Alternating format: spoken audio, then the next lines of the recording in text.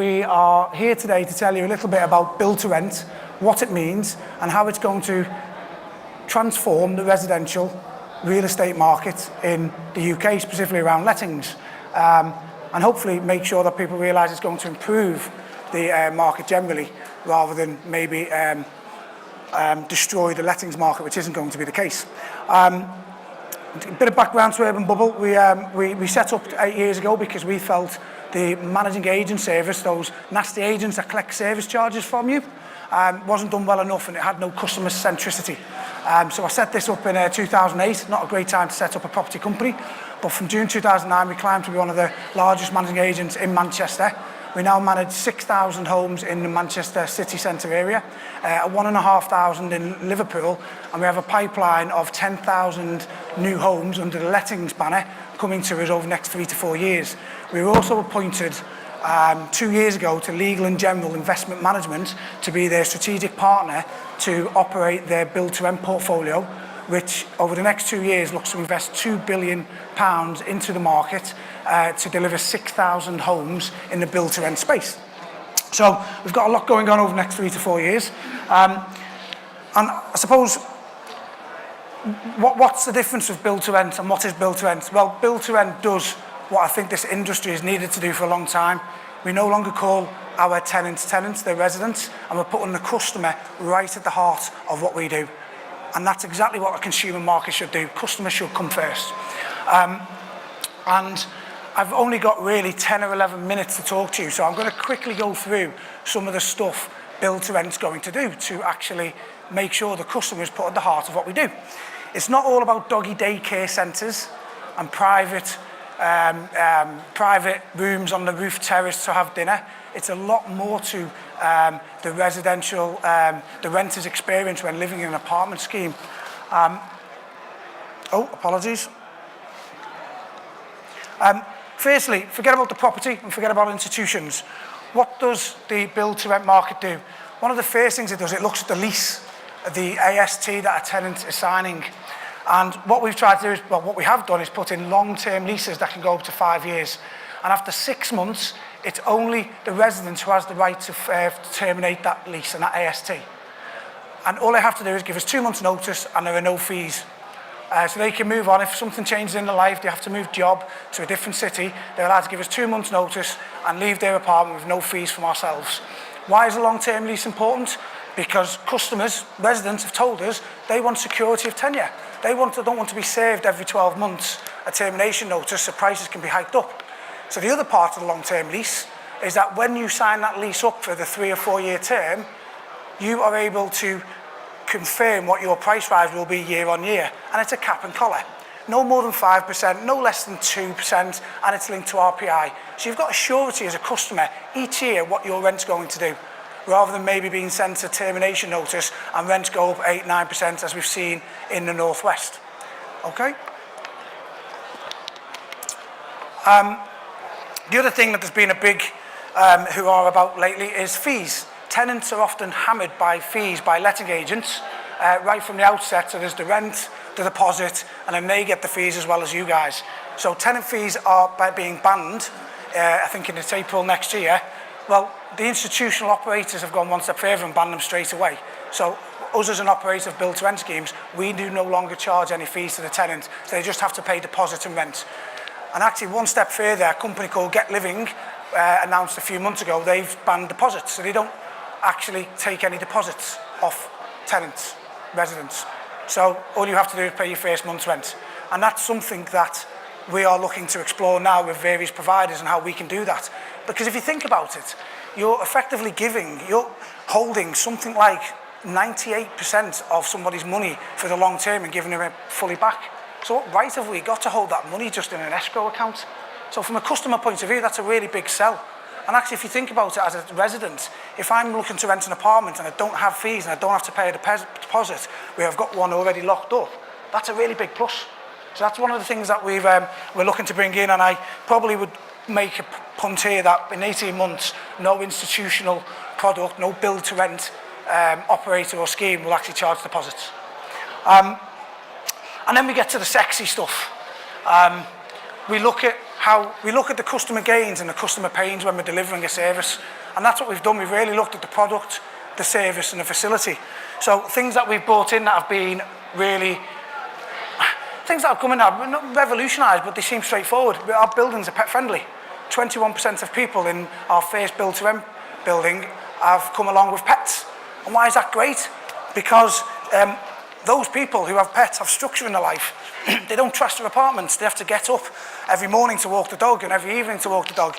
And actually it fosters community as well, because pet owners tend to talk to one another. So it's been a real revolution in actually telling our customers what they can do, not to tell them what they can't do.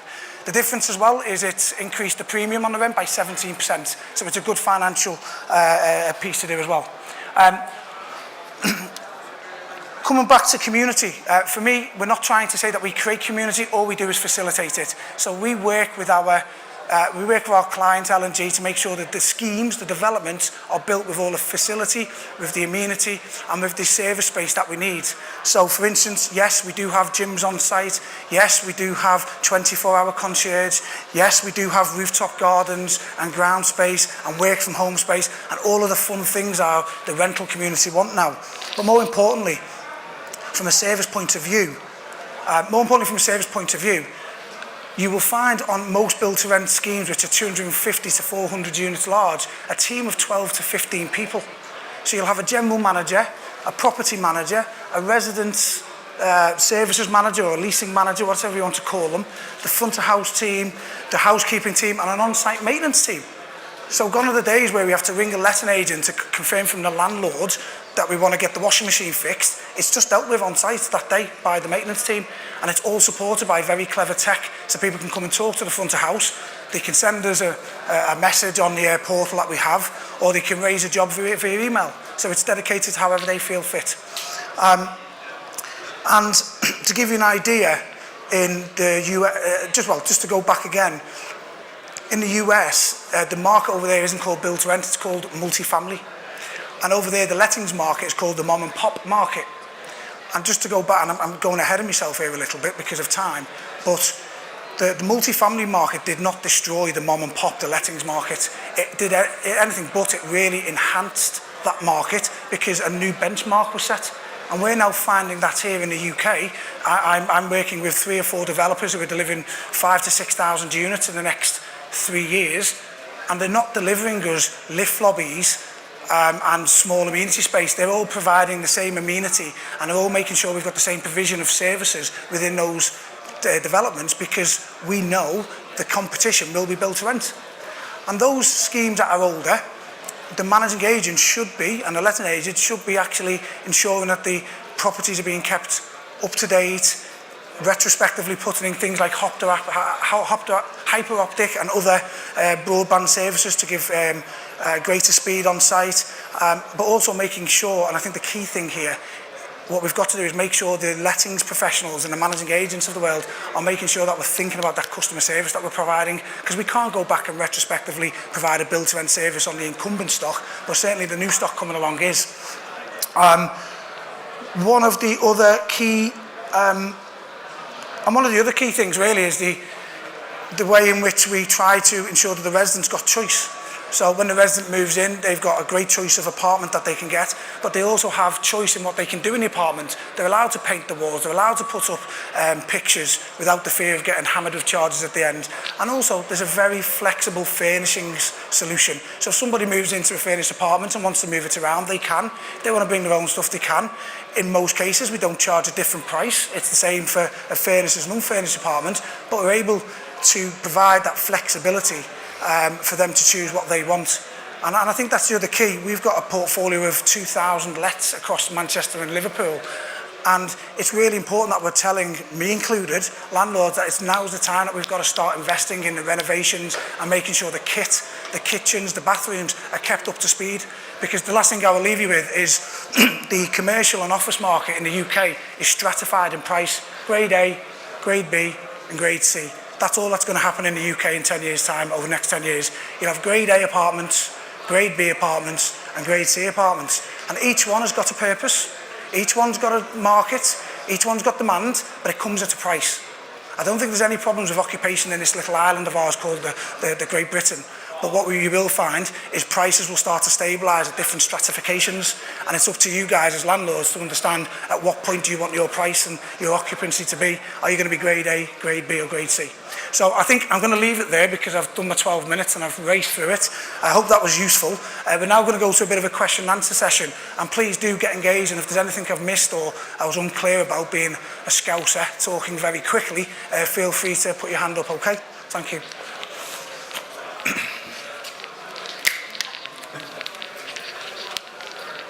Do we have any questions in the audience? Yeah, sure.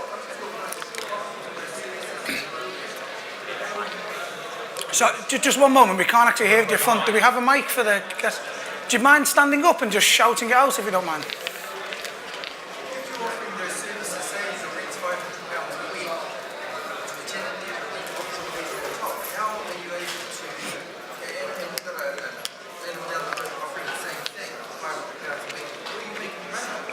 Good question, didn't get a chance to cover it.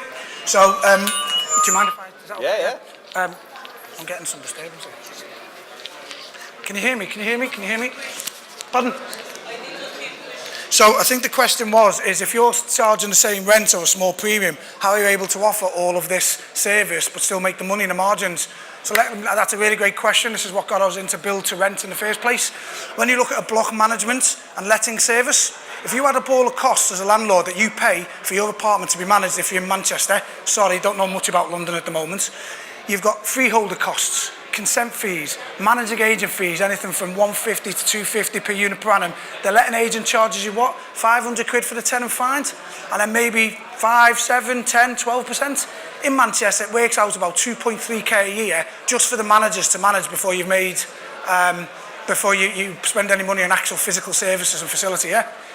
To go into build to rent, we charge half that price, less than half that price to manage the scheme in its entirety, so you've got scale. So in a 400 unit scheme, you've saved yourself £500,000. Yeah, so £500,000. So that £500,000 effectively pays for that on-site service provision. But then if you think of an institution like Legal & General have 25 billion quid's worth of physical kit, whether it's commercial, retail, whatever real estate under management. These guys get it. They know how to build sites and build them efficiently and effectively, so they hold them for the long term, 15 years. Whereas the developer mentality, and there's lots of developers who don't have this mentality, but let's get them built, let's get them up, and let's get out. Yeah? So they're not there in the long term, they're on the hook to make sure that they don't leak and the kit does work. And after 1 year, you're not dealing with defects and things that cost you money. Does that help? Yeah? Question? So are you saying that the rents that you're charging the tenants are not above the market rent? Yes, CBRE, CBRE just did a presentation yesterday, and in London I believe the premium is 9% at the moment on 96 schemes that they analysed. Our rents in the Slate Yard, our inaugural build to rent scheme for Legal & General, 225 apartments just opposite Spinningfields, is currently renting about 21-22% higher than the Manchester average. Why? Well, you're not creating the right products. It's not apples and pears. So number one, the lettings values are starting to dip down now. They're starting to stabilise, and there's a lot of two beds that are starting to drop down. So that's creating a delta. Not the fact that we're overcharging, but things are starting to move down. That creates the delta, the gap. Secondly, when you rent an apartment with us, there's got to be a value on the service. There's got to be a value on the fact that we give out free Wi-Fi. Not because you want free Wi-Fi, because one of the pains is when you move into an apartment, it can take 3 to 4 weeks to get connected. So we give free Wi-Fi so we can sign the customer in to being connected on day one. So that's 20 quid a month. You've also got a car club on site with Enterprise, so they've got a car account, drive time credit to try and advocate the use of not using your own car. You have the events and the community building things that we do. We have free coffee. Now it sounds daft, but it saves everyone about $2.60 every day. So they get the coffee with us rather than spending at Costa or any other favourite brand of coffee house. So what we've, when we've analysed our customers and got the feedback, they feel like they're getting great value for money because we're actually saving them a product and a service that they're getting value for. And I can't stress the need for how much value is put in the service, the amount of value do they put on the security of the site? Just having that front of house and better access control systems and feeling proud but also secure when they're living at home. A lot of people say we don't lock our front doors because we don't feel like we've needed to in this apartment building. Okay? Yeah. So, I think I'm probably a bit confused. Can you explain the difference between things like build to rent and co-living, which to my mind, they seem to be the same thing if you're providing that sort of added value? Does anybody want to pick up this or? Yeah, so am I working? Yeah. Yeah, so co-living and build to rent sit very much side by side. So build to rent is just a model by which you can deliver residential accommodation. Co-living is a concept where you might see students or people in retirement or families living together. So it really copies that multi-family model you've got in the US. So build to rent is just a different way of delivering and financing that model. There's no reason why that couldn't come from your traditional PRS individual investor delivering that kind of block and that scheme in a city. Yeah, and I suppose the definition of build to rent is where an asset, a scheme, is designed, built and managed for rent. But we've got thousands of units. I'm off to Hong Kong tonight with one of clients who's building 1,100 homes in 3 schemes, designed, built specifically for rent, but they're being sold to the buy-to-let market overseas. The difference being is they're singularly owned. Yes? So the build to rent is the term now given for the schemes within the PRS, the whole market of private rented, which is singly owned typically by institutional owners. Okay, so that's really where the BTR stamp comes in now, singularly owned by institutional investors. I'm just with questions. Is there anybody want to make any other points on both? So I'm Dan Smith. I work for Loft Interiors. We're a furniture provider to the property industry. So we do furniture for individual landlords like yourselves, estate agents, up to massive installation projects for build-to-rent schemes, PRS schemes. So I think one of the original point here was the impact that this new side of the business is going to have on you guys and the possible squeeze that it's going to make you feel. So there's obviously been tax implications recently and you're getting squeezed on your yields. And there's a fear, I guess, in the market that it's going to disappear. But I think while the demand still outstrips supply, there's still a place in the market for the individual landlord. Absolutely. But there's going to be a professionalisation of it. So I worked as a property manager for 10 years and saw I'm sure there's none here, the landlords that didn't want to invest in their product. They didn't want to make any investment back in for their tenants or the customers. It was very much about the return. And I think this is going to refocus that and make people realise they're going to have to add a little bit more to their property, respond to maintenance issues more quickly and make it a more desirable product. Because really you want a longer tenancy where the tenants pay on time and where it's empty for as short a period as possible. I mean, those things have always been the case and they're always going to be the same. But there's going to be a bit more emphasis on it now that the larger providers are stepping in and trying to do that. So I think that's probably the change that we're going to see, or we have seen in the last couple of years. It's going to grow even more. Because I was a private tenant for 15 years and I enjoyed working with a landlord on a one-to-one basis. I generally got on with them, we had a good understanding, and that was the relationship I enjoyed. So that's still going to be a market. But I think there's going to be a need to be a little bit reappraisal of people's perspectives from the landlords and the owners' perspective. Well, maybe I could... And Vanessa, yeah, I'd like, because you come from the landlord.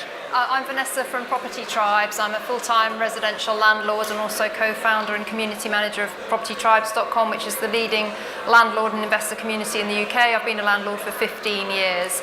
My perspective on it is that I think it's going to take quite a considerable time for build to rent to gain traction in the UK. What interested me is throughout your entire presentation you said apartment. My tenants rent family homes in good school catchment areas, so I see the initial traction for build to rent to be gained within the city centres, which is clearly you're going for the young professional, the young couples market. So as a landlord, I possibly would start to feel slightly threatened by supply and demand issues if build to rent was coming to a city centre near me. I agree with you that, you know, providing this kind of overall customer experience is going to be very attractive to the demographic, the young professional couple. But families are not going to want to live in these blocks. They're going to want a house in a good school catchment area with a garden. So I see initially that build to rent will mainly gain traction in the major cities, London, Manchester, Liverpool. But I think as landlords, we can all look to what you're doing and see how can I improve my offering, because I actually think it's inspirational. Yeah. And we can take some of the leaves out of your book and create a better experience for our tenants. But I'm not going to sit here and say I'm intimidated by build to rent, because I don't believe, I actually believe we're talking of a time frame of 10 to 15 years before it really gains traction. And as far as I'm aware, and we've got an enormous thread on Property Tribes about the impact of institutional investors on the private rented sector. And so I've had a lot of insights into it. But and please correct me if I'm wrong, but I believe there's only around 1 or 2 build-to-rent companies that are actually doing family homes. The vast majority of them are doing these city centre blocks. Yeah, I think a really good point, and I don't disagree. I think that's a key thing. What sustains us is the demand and supply right. And right now, this country hasn't built anywhere near enough homes to support the demand that the rental community wants. We've known for 5 years that demographics are changing. There's a re-urbanisation of our cities that's happening. Census data will tell you that. There's a few websites that you can see how literally in the last decade there's been a huge re-urbanisation. But very right what Vanessa says. Most of the guys and girls that live in our apartment blocks at the age of, it is late now, it used to be about 29, but now it's 35, 36. As soon as family homes are being made, you look at Ofsted and off you go. And I agree. There are institutions now, certainly in the Northwest, now know that the likes of the guys at Sigma Capital, and the guys Salix Homes, and there are other firms now looking at how, I believe one of the wealth funds, the Middle East wealth funds, are focusing predominantly on family homes for rental. So that is there, but you're dead right, it is more about the dense housing in the city centre. And I think you are right, it will take a few years to establish, but this started 6 years ago in 2012 with the Montague report, and it's taken to now for us to even just get our first 2 schemes in Manchester.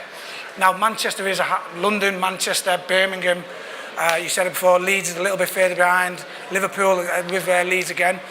But by 2021, I expect to see best part of 80 to 90,000 build-to-rent apartments live with 8 to 9 institutional investors across the main cities of the UK. That's happening. They're on site. They're being constructed.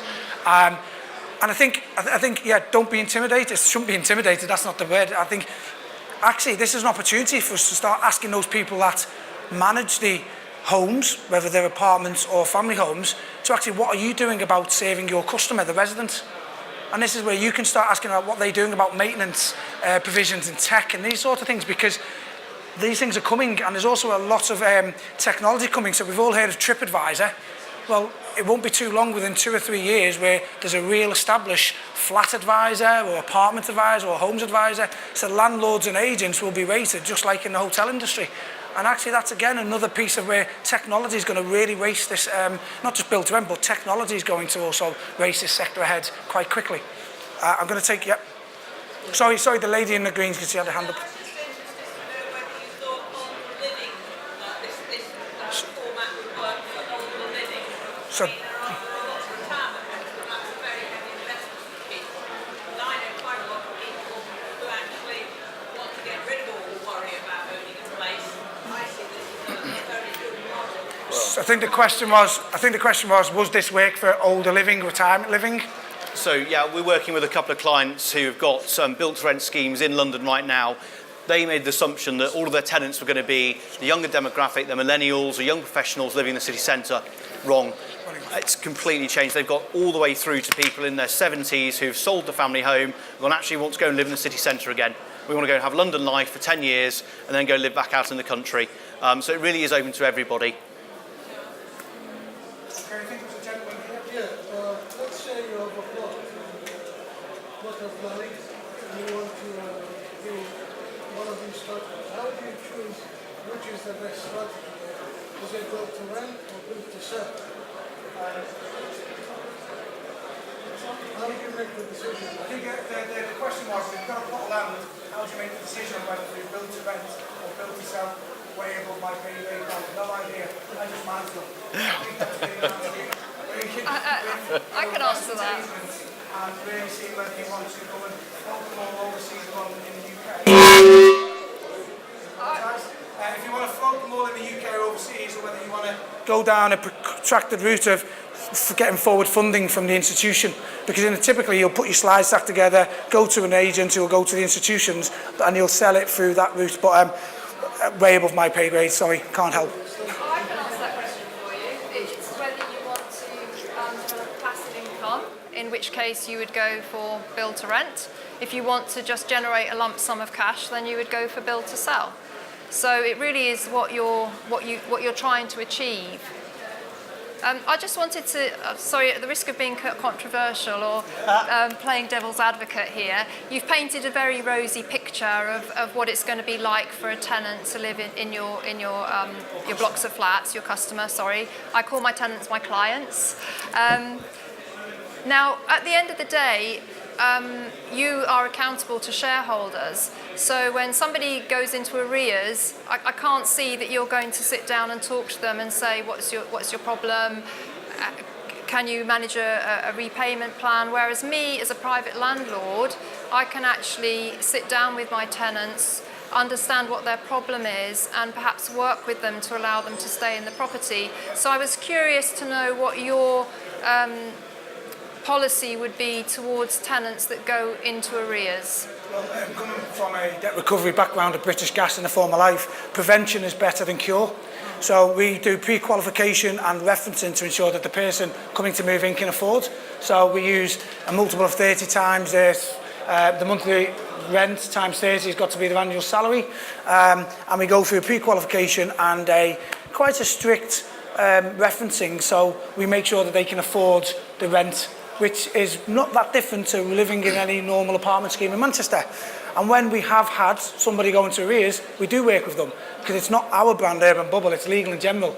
We don't answer to shareholders, we answer to Legal & General, who have got a very precious brand, which is about looking after communities and homes and your pensions and your insurance money. And so actually we do talk to them, ask them if there's anything we can do to help, maybe downgrade them into a one-bedroom, if there's been an issue, whether they can have a one rather than two. And at the end of it, if it seemed that they can no longer afford the rent, then we work with them to exit to go to a cheaper accommodation. And in that case, we did actually wipe off 2 months' worth of fees. So, no, it's not about shareholders, it's about institutions. And institutions are risk averse and very brand protective. They don't want to be seen in the paper kicking out somebody who's got into arrears and in debt problems, and God forbid what would happen. So that's the response that I'd like to make. Guys, we have 2 minutes left and we're on a strict clock. Has anybody got any questions? We're going to extend it. Oh, okay. So I'm sure people want to hear some more. Oh, right. So we send it to about sort of 12, Yeah. 12:30, 12:35, Okay. 12:40.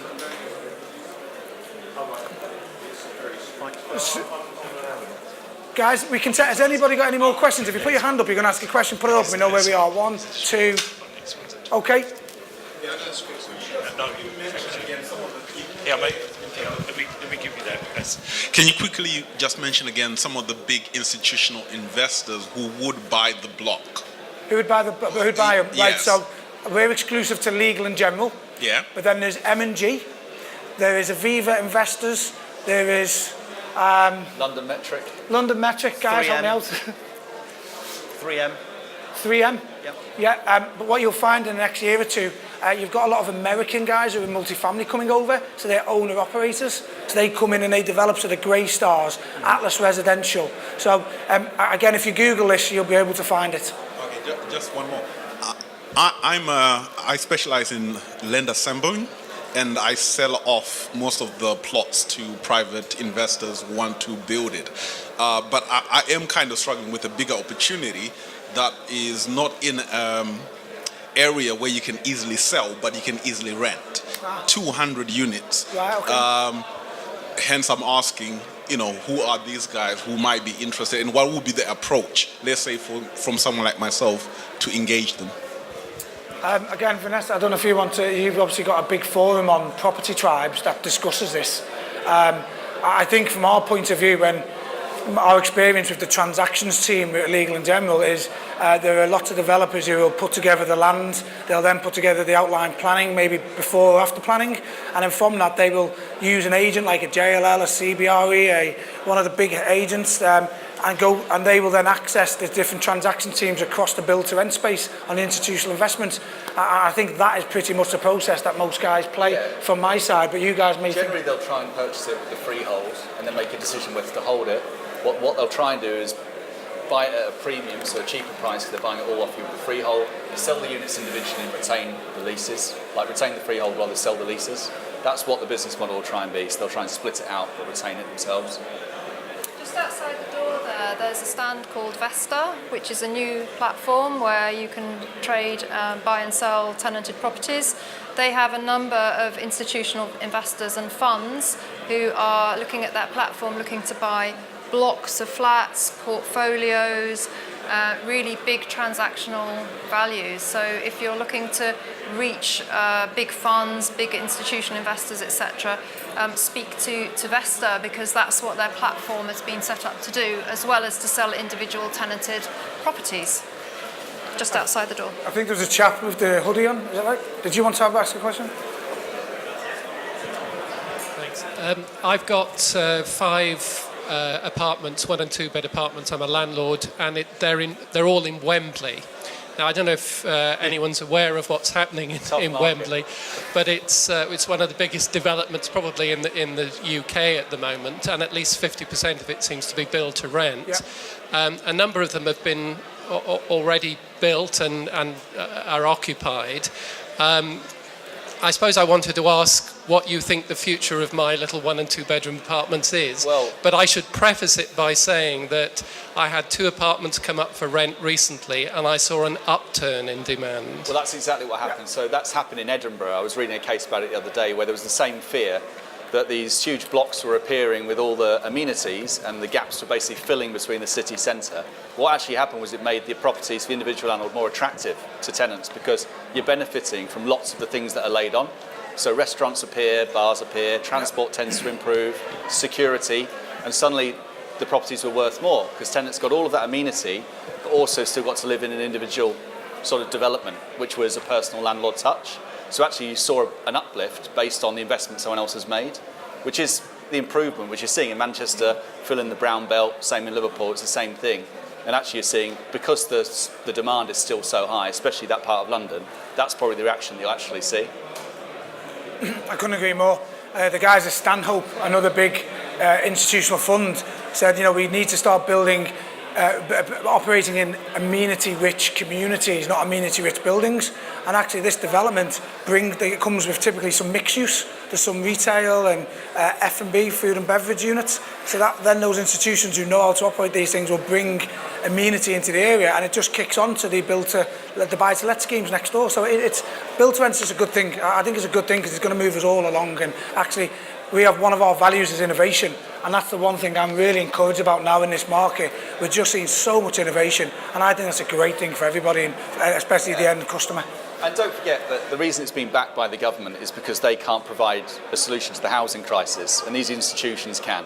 So younger people can't borrow the money to buy their own place, they're going to have to rent. So they're going to have to rent somewhere that's of a higher standard because they've got more money to spend, because they're ambitious in that market.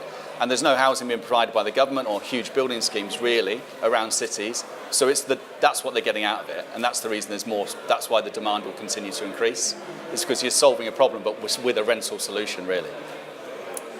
I think we as landlords are slightly reticent about it because of Section 24 has been applied to the small sole trader landlord and actually doesn't apply to institutional investors. So we kind of feel that the government has kind of attacked us and then favoured a different area. Now clearly the institutional investors you can build on a huge scale, and of course we accept that, but clearly the government is favouring that side of things and kind of pushing the small private landlord out. Well, I think economically it worked for the government because they were able to, the Help to Buy scheme's been a massive success for the builders. So that looks good from an economic perspective, and tenants are paying more rent and spending more money. So they're selling that to us as an economic achievement as opposed to solving a housing crisis. So it's there's a political element to all of this. Yeah, definitely. And buy-to-let's not going away. In Manchester, there is we've got more construction in residential real estate than ever before, and 50% of it is built to rent. It's actually 40%. Some schemes are calling themselves built to rent, but they're not. 60% is leasehold, fractional ownership. It's for the buy-to-let market, and quite right, you know, there's only one scheme in Manchester I know that is dedicated only to owner-occupiers, and that's Crusader by Capital & Centric. Everything else is purposely being designed and built for the landlords, for the buy-to-let market, and it's absolutely essential that market continues to flourish, and it will do. So, any more questions, or should we draw up to a close? Any more? Sound. The service level agreements that you have with the corporations about this pet-friendly buildings, so you basically construct it so that, you know, sound doesn't elevate and go up and down, etc. Yeah. We also have a pet policy in place, so you're not allowed to leave your pet inside the home for an extended period of time. There's certain pets you're allowed and certain pets you're not, which would be obviously quite obvious, but yeah, the quality of the development and the quality of the build does seem to be of a higher standard. And there's certain noise tests that have to be done through the development phase, which means it's suitable for pets to be in the apartment, which is no different to a loud TV or not loud, but a TV or any humans in the building. So it doesn't cause any problems at all from a noise point of view. What does cause a problem if we have dogs yapping behind the front door all day, and that's something that we work with owners to make sure when they move into the building, they've got things in place like exercising the dog, taking them out for walks, and making sure that they're looked after when they're away from the apartment for an extended period of time. What's been great is residents looking after other residents' pets. So the forums that we have on the website, you'll see people saying, "I'll look after your dog whilst you go on business for the weekend." So it's nice. It's good. Okay. We'll call it a close here, guys. Thanks for listening, and I hope you found it of use. Cheers.